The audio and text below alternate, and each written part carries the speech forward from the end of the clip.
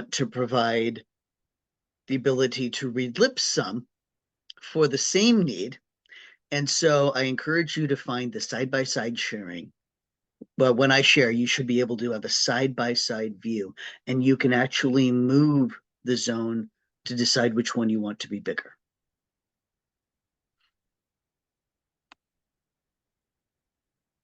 With that, I have to figure out where I put my presentation.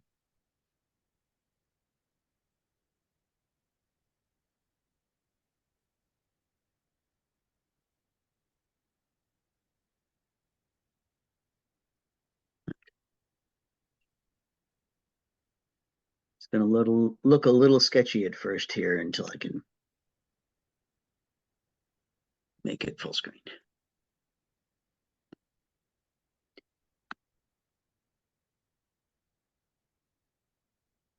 Okay, so you should see me as a box. And if you click that side by side, you'll be able to see which thing is first. And with that, I need to unshare and get to the actual beginning screen. And to think I'm a teacher.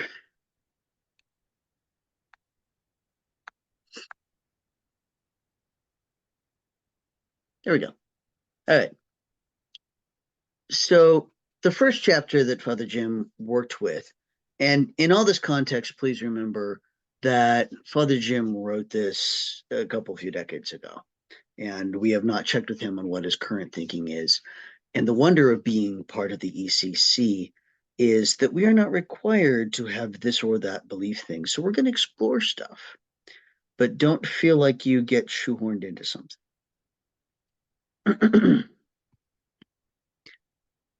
And the first thing I want to pull out of what he had to say is that we love finding meaning.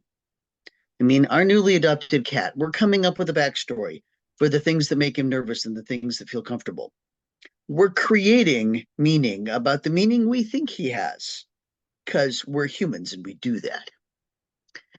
And we can see that in the fact that we are fascinated by evidence of seeking meaning in other creatures.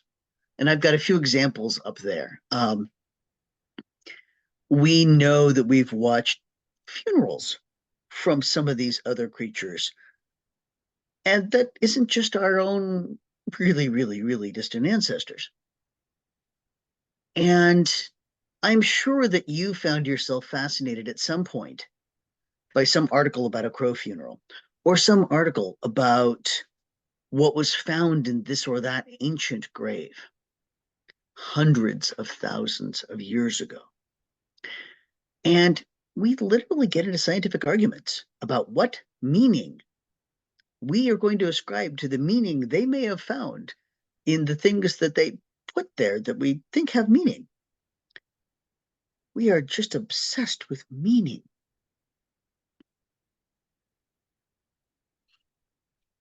Which goes right to our need for whys. And some of our whys are wonderings, just the how is this? What is this? Wow, this. And some of it's the sufferings. Why this? And so I put a bunch of things up here on the screen of the sorts of things that we wonder about.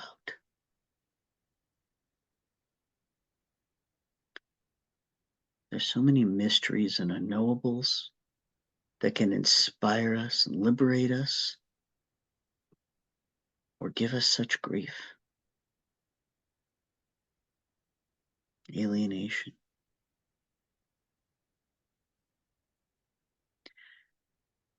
And Father Jim frames his thinkings on this in terms of human suffering, human sin, and human freedom. And again, remember, the ECC comes from mostly refugees from Roman Catholicism, so there's a lot of that thinking in that.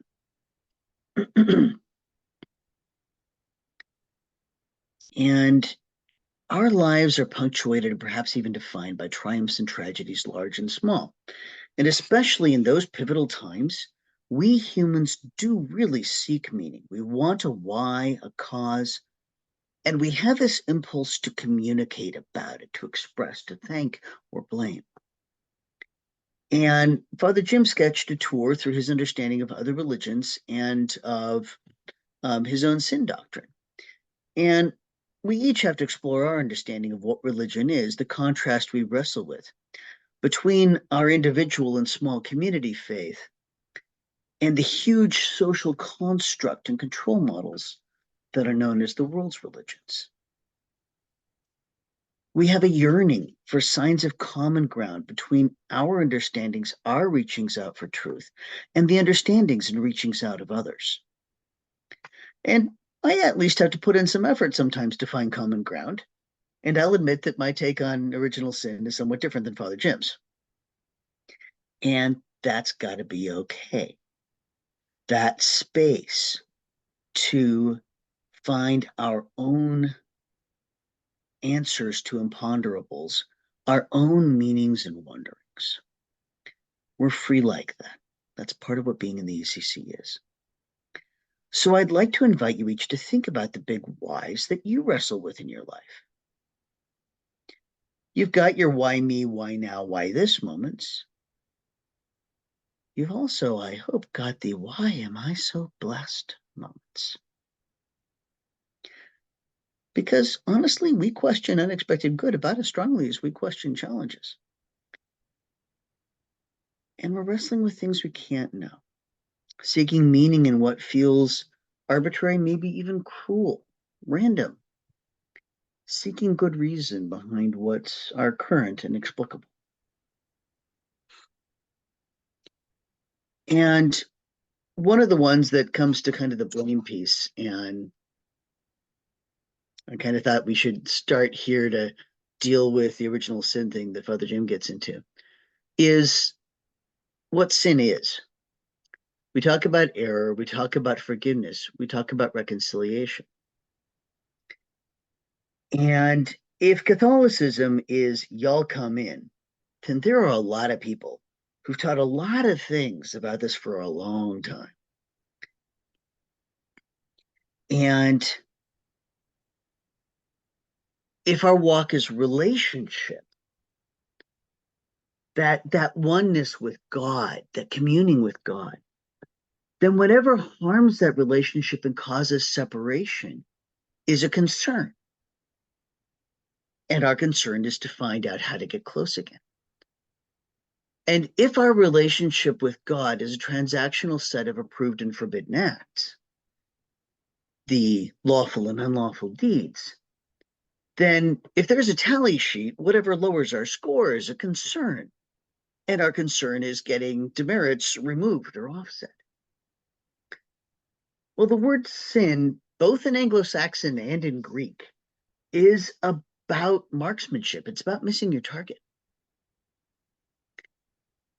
It's about an error, trying to do the right thing and missing.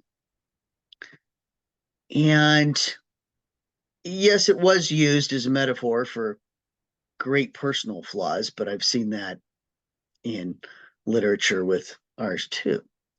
And I'm coming to this as an archer, and I have to tell you that the thing about finding lost arrows after you've missed the target is you have to spend a lot of time thinking about where it went and thinking about the wind and air that it went through and what it might have bounced off. And you spend a lot of time downrange repenting, thinking again about where that arrow went. So I frankly think that I've had some experience of the alienation that comes when you're trying to find your lost arrows. And that works for me. But I wanted to give you a minute to think about what works for you.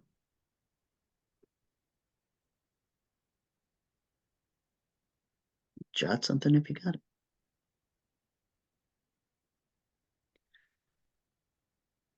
Now, original sin is the story of the tree of knowledge of good and evil. And lots of people have written lots of things about how important that is. And in its baldest form, what you see is this concept of kind of breaking creation. that God's no longer in the garden with the other creatures either. And you see writings about it that the world becomes red in tooth and claw as a result of the fall of the world, the fall of man. And it becomes this big deal thing. And that sets up atonement theology, which is going to then create this structure where God, knowing our flaws, then lets us trip over our flaws to make everything suck for everybody. And then we're going to have an impossible set of things that we need to accomplish, such that God, who's all knowing, who saw this coming, needs to send his son to be embodied to pay the price. And I struggle with that God, as you can tell, the way that I'm talking about it. There's my bias showing. When we're talking about God only accepting us back because the debt that we couldn't possibly pay has been paid for us, that's pretty heavy. And the other big camp of thinking is the regressive theologians, which includes Utrecht and us, and a lot of Protestants and Romans like Rohr, who say that it's a little more messy than that the story was written by humans and it's describing a breaking of connection, of relationship. It's an alienation, a separation that's more us walking away and us believing it couldn't possibly be as easy as we see in the story of the prodigal son. Can't possibly just be that you come back and you get welcomed. You get to come home.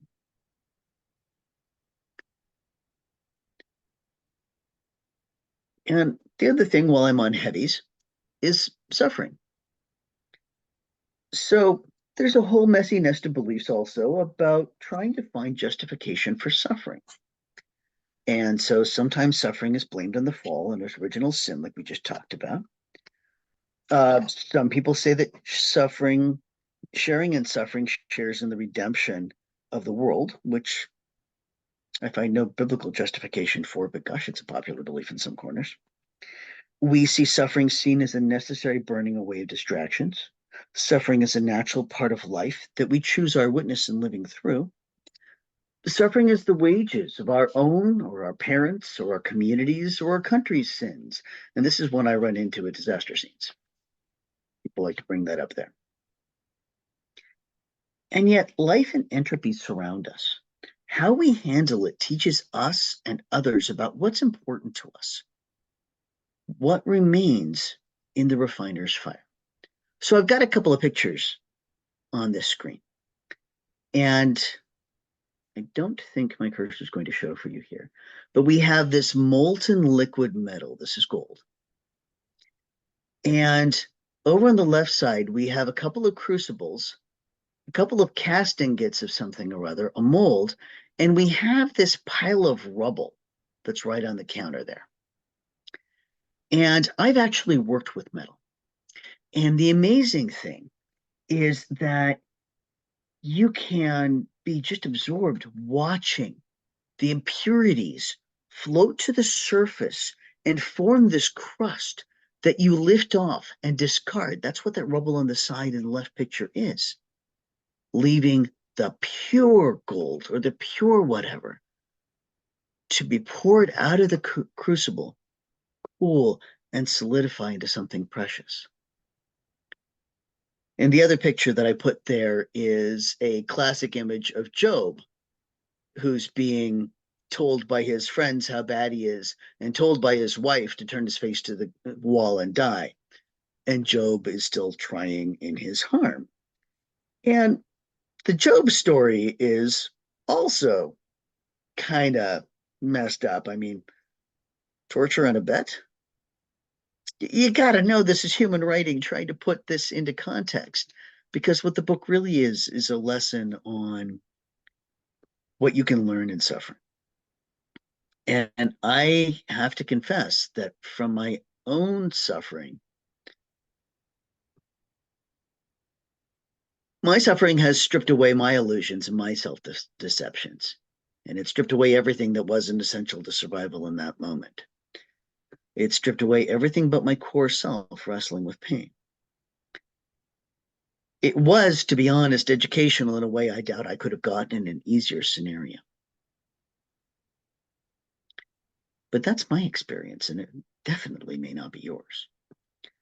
We live in a world that's full of entropy, and how we handle it teaches us and others about what's important to us. Things wind down, they wear down, they break down in us and around us. And how we wrestle with it shapes us. It shapes our thinking. So really, it's no wonder we think about it a lot. But I hope that's not all that brings you to think about bigger things in God. Because there is so much wonder in our lives, in the world. And we who find that wonder tend also to find reasons to connect with God, seeking someone to, well, thank. Standing on that mountaintop in gratitude for being amazed, catching a sunrise, catching a pet stretching, a beloved smiling, that's also a reason to turn to something bigger. And sometimes that gratitude and wonder also draws us to seek meaning. What does it mean that this wonderful thing just happened to me? How do I give back or go forward? How do I steward what I've been given? These meaning-seeking questions are also what we Catholics do in times of blessing. And Father Jim then brings it to religion as we have our wonderings and our meaning making, and then we put it into groups and try to organize it, and lo and behold, there we are in a religion. And I don't know what you think of when you hear the religion, that word. So on the etymology, we've got two pieces. Do you know the word ligament, ligature?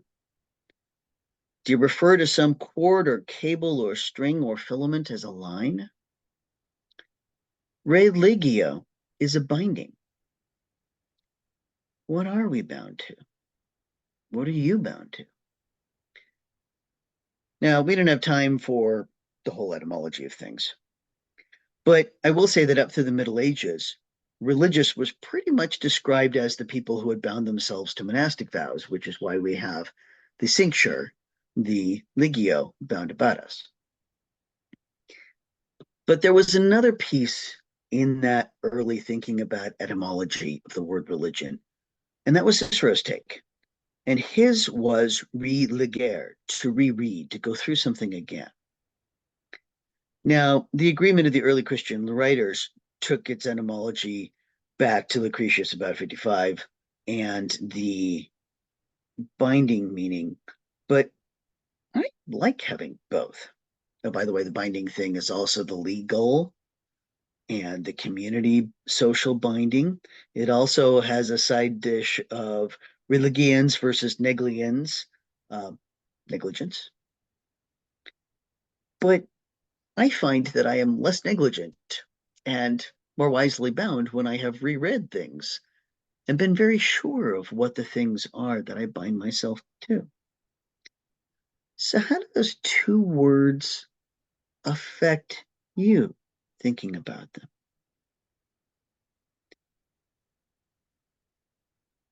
How do you see religion?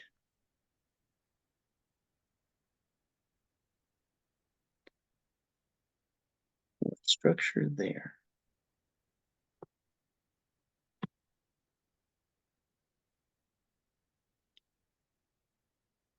And then out of that structure, what's our goal? What's the point of us doing these faith walks?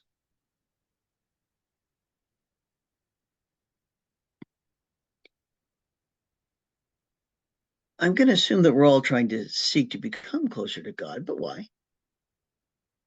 We're all trying to further the kingdom of heaven, but why? Maybe we're after becoming more and more like God. Maybe we're after going and telling the good news. Maybe we're after healing ourselves, the world. Tikkun Olam that you see there is a Kabbalistic teaching about picking up the shattered pieces of a perfect sphere and cleaning them off and putting them back into place to create the whole. Maybe perfection, remember that's actually about completeness, a true living out of our true identity in God and self. Maybe it's something specific. Humility. Loving everyone you meet. So really, that's kind of about what you want to be when you grow up. And it's a good idea to know.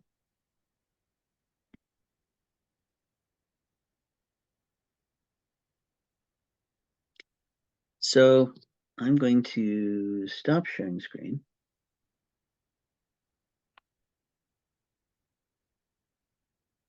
And we have a fairly small group here. Do we want to break into two groups to talk, or do we want to do this in a full group?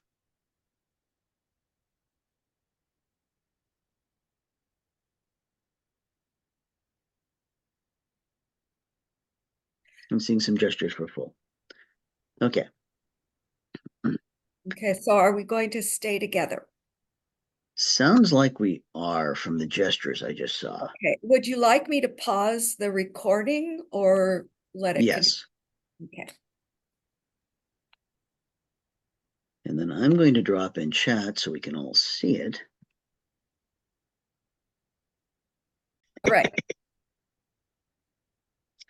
So this is a three-dimensional map of the Holy Land, and you can see that fault line coming down the center of the country. And you can see the mountainous ridges on both sides.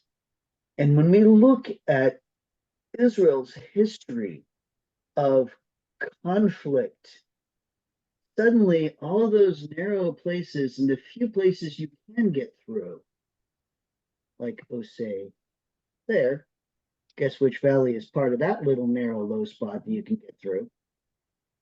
Uh, you really understand all the strife that you see in the Tanakh when you look at the land this history was in.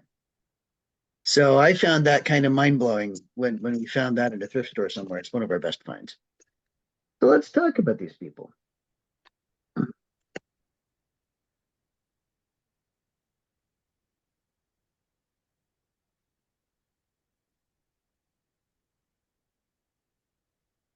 Remember that you can do the slide back and forth thing so that you can choose what you want to see how big. So, chapter 2, Father Jim moves into the background of common ground with where we're going in other spiritual paths and the Israelites and their relationships with their God. No, there were 400,000 years of this one family. So there's a lot of names for God. I'll dial into that one a little bit later. But these people, first Abram, and then his family, and then a family of families, and then a whole ethnic group of families, and only then a nation of families, and then an internationality of families. And then it spread out to the world. So the Hebrew Bible is the Tanakh. And I wrote that out for you, the Torah, the Nevi'im, and the Ketuvim. And I'm going to point out that we really shouldn't be calling it the Old Testament. It is the only testament for all of Judaism and serves them rather well. The Tanakh has a couple of things that Father Jim didn't bring out that I think are really important. One is that there are multiple tellings of the same time frame, of the same incident, and that's on purpose. They know they're in conflict. But there's such a need to get the story right that they include possible options instead of excluding all the ones that aren't their favorite. There are two creation stories. We've got kings and judges. We've got Ezra and Nehemiah. We've got multiple Maccabees. And the other thing to understand is that there are a lot of authors. These stories have been polished, edited, refined, reimagined many times. Literary criticism has opened our eyes to even more than what we thought we knew. 3 Isaiahs. So there's a lot in there. And then you've got the Talmud, which is post-Christ. And the Talmud is 800 years of calcification of rules about the laws that include the Midrash and the Gemara. And when you sometimes see Christian writers, it gets mistranslated as railing against the Tanakh, when they're really railing against the Talmud, which was in creation in that time. So be aware that there's some translation stuff that's happened with that too. But we Christians honor the Tanakh. In fact, we're really invested in it. We are looking for all the ways that we can find to show the foretelling of Christ in these writings. And these things have been, with all those refinements and revisings, they've settled into the things that have helped the Israelite people hold on in all the strife that they've been through. So there's some good stuff in there for holding on when things are tough. And the other thing that I really need to emphasize is my last point. Jesus was a Jew. Jesus was not a Christian. The only holy writings he had were the Tanakh. What he was a rabbi of was the Tanakh and Judaism. He never called himself or his followers anything but Jewish. That was his identity. We believe that he was a completion of the story, a transition to a new thing. And we've tried to hold on to those roots. And in some ways, those roots made it easier to hold on than you might think. So I want you to pay attention to the purpley zones in this map. These are Jewish settlements throughout, over half of the Roman Empire before Christ. The Jewish diaspora did not start with the fall of Jerusalem. There were solid communities all over these areas. That's where you see our first missionaries going. This is where Paul and others visit. In fact, the Cyrene that Simon, who bore the cross, was from, if you look at the purple on the north bit of Africa, it's pretty much the farthest west part of that. It's modern day Tunisia, is Cyrene. And Mark. Let's talk about Mark for a second. A good Jewish boy whose family was so assimilated they named their son after the Roman war god. That's some heavy interweaving. So I wanted to give you that context, particularly for synagogue Judaism, even during the time of the temple. That's important for how we started building our Christianity. The other thing to understand is that both John and Jesus were completely in a really familiar pattern. So there were baptizer cults that were periodic, episodic things. They were like revivals. Oh, there's a new preacher out by the river. Let's go hear what he's got to say. Go get dunked, try and fix our lives, go back into town. Oh, there's a traveling preacher coming around. I'm going to go to the synagogue and listen to him. And he's got his little ragtag followers. Really normal. By the way, rabbis teach with questions. You ever tried to ask an opinion of a rabbi? I'm telling you. Jesus asked 300 some questions. And by the way, 80 of them, a quarter of them, were how and why. We'll get to that again later. He taught in parables. This was all part of a really normal pattern, aside from the sheer number of miracles and the huge crowds. The crowds in the controversy fit another pattern, and that's the pattern of prophets that are dangerous to those who are in power. Also a very familiar pattern. And both the Sanhedrin and his followers knew that one too. So be aware of that context of Jesus. Now, the Trinity's a mess. One of the jokes about Trinity Sunday is that it's Heresy Sunday because there's really no way to try and metaphor and describe the Trinity that's going to be completely accurate. Uh, kind of nice that we have a community again that doesn't worry so much about heresies, it worries about our faith path and our communities. And that allows us a little more freedom to talk about this divine dance, this divine family.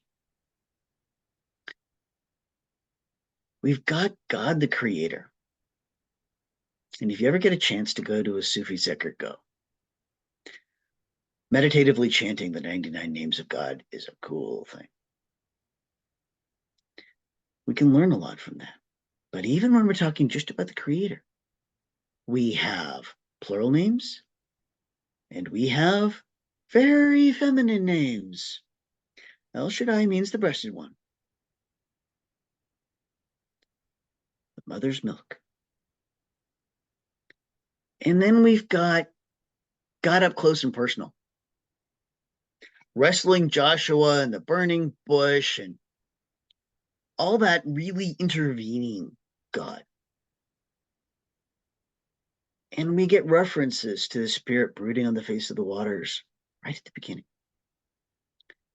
And we know that as the Comforter now. But we have a sense that she's been around all along. And that time of when the Spirit came up is part of the argument between the Catholic and Orthodox Church. That all hung on whether the Son gets credit for the Spirit. Trinity gets messy sometimes. And we have Jesus, fully God, fully human, fully dead, fully resurrected. We have this divine dance that invites us in. I see we've got a chat. Is that something I need to know about?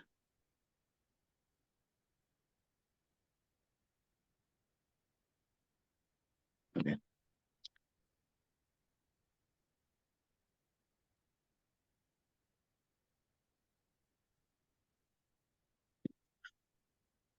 And then we've got Jesus. And there's really nothing I can say in 2 minutes that's going to greatly expand your understanding of the being that we've spent a whole lot of time thinking about, and that honestly we come up with all kinds of people's ideas about all throughout Western culture. So I figured it made more sense to focus on what encounters you've had with Christ. This Christ who, yes, manifests for us in the culmination of the entire context of Temple era Judaism.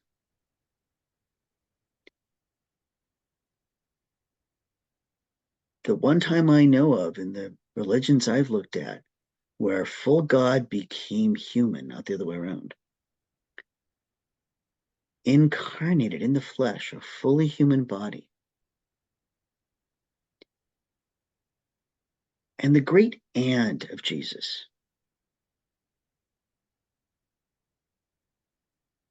Those words, Messiah, brother, friend, teacher.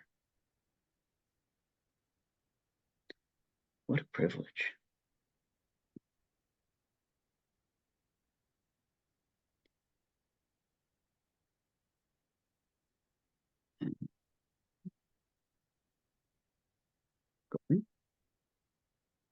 There we go. Okay. So when we're talking about all of this and thinking about this, I want to remind you of those 80 why and how questions. When you think about Jesus, when you think about Christ, what really comes to you? Maybe something right now. So I want to give you a little think time. What jumps out at you that you want to bring into a conversation with us?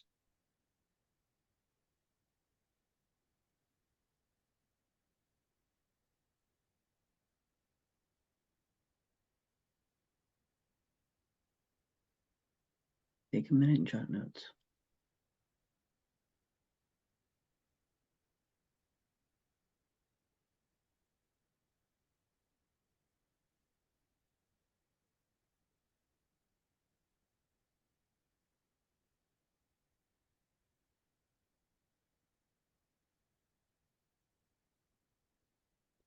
But I'm going to stop share and jot notes.